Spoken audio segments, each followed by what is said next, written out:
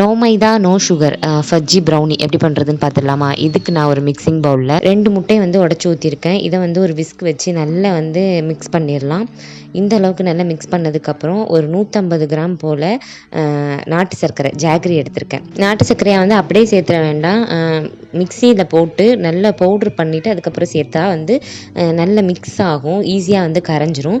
இந்த அளவுக்கு நல்லா பீட் பண்ணதுக்கப்புறமா வந்து நம்ம வந்து சாக்லேட் வந்து ரெடி பண்ணிட்டு வந்துடலாம்.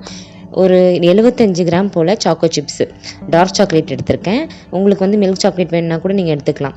அப்புறம் வந்து ஒரு 50 கிராம் போல் வெண்ணெயை வந்து உருக்கி எடுத்திருக்கேன். ரொம்ப சூடு பண்ணக்கூடாது, உருக்கும் போது லைட்டாக சூடு பண்ணி உருக்கணும். இதை வந்து நல்லா மிக்ஸ் பண்ணி நல்ல க்ளாஸியாக வரும் சாக்லேட் வந்து. சாக்லேட் வந்து நல்லா மெல்ட் ஆகி லூஸ் ஆகிற வரைக்கும் ஃபுல்லாக கரையிற வரைக்கும் நல்லா மிக்ஸ் பண்ணிக்கலாம்.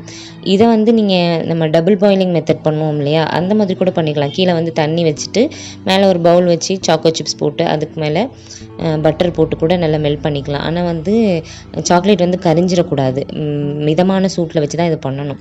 ஸோ இந்த மாதிரி நல்லா மிக்ஸ் பண்ணிவிட்டு நம்ம ஏற்கனவே முட்டையும் ஜாகரியும் வந்துட்டு பீட் பண்ணி வச்சுருந்தோம். அதுக்கு கூட இதையும் சேர்த்து நல்லா மிக்ஸ் பண்ணிவிட்டு ஒரு 3 டேபிள் ஸ்பூன் போல் வெண்ணெய் வந்து உருக்கி வச்சுருந்தேன், அதையும் இதில் சேர்த்துக்கிட்டேன்.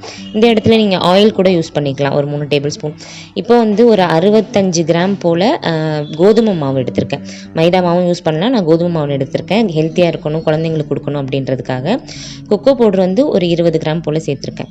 ஸோ எல்லாத்தையுமே நல்லா மிக்ஸ் பண்ணி ஃபஸ்ட்டு மிக்ஸ் பண்ணும்போது கொஞ்சம் கஷ்டமாக தான் இருக்கும், அப்படியே திக்காக இருக்கும், மிக்ஸ் ஆகாத மாதிரி ஒரு ஃபீல் வரும். அதுக்காக வேண்டி வெண்ணெயோ மில்க்கோ எதுவும் ஆட் பண்ணிடாதீங்க. இந்த மாதிரி கன்சிஸ்டன்சியில் தான் இது இருக்கணும்.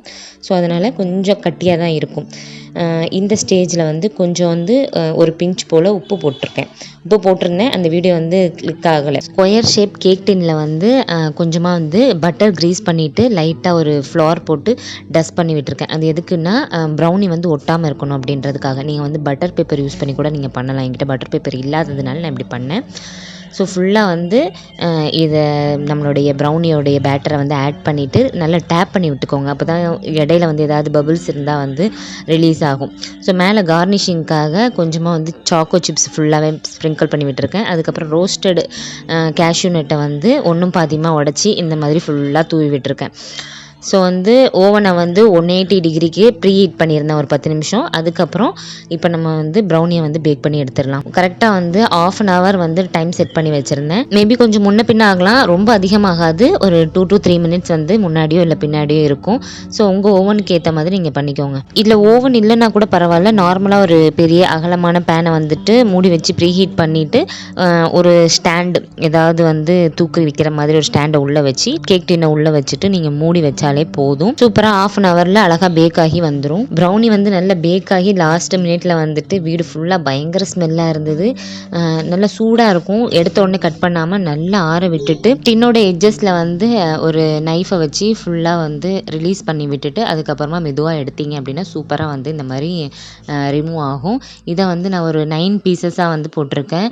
உண்மையாகவே வந்து இது நான் ஃபஸ்ட் டைம் பண்ணுறேன். கண்டிப்பாக நீங்கள் எல்லோரும் ட்ரை பண்ணி பாருங்கள். ஈஸியாக இருக்கும், அதே சமயத்தில் டேஸ்ட்டும் சூப்பராக இருந்தது. கண்டிப்பாக எல்லோரும் ட்ரை பண்ணி பாருங்கள். நல்ல ஃபட்ஜியாக சாக்லேட்டே டேஸ்ட்டாக இருந்தது. குழந்தைங்களுக்குலாம் தாராளமாக கொடுக்கலாம். என்னைக்காவது ஒரு நாள் கொடுக்குறதுனால ஒன்றும் ஆகாது. ஏன்னா வந்து சுகர் மைதா இந்த மாதிரி ஐட்டம்ஸ் எதுவுமே சேர்க்கறல.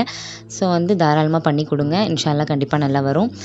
ஸோ இந்த வீடியோ உங்களுக்கு பிடிச்சிருந்தது அப்படின்னா எம்மி ஃபுட்டிக்கு சப்ஸ்கிரைப் பண்ணுங்கள். தேங்க்ஸ் ஃபார் வாட்சிங்.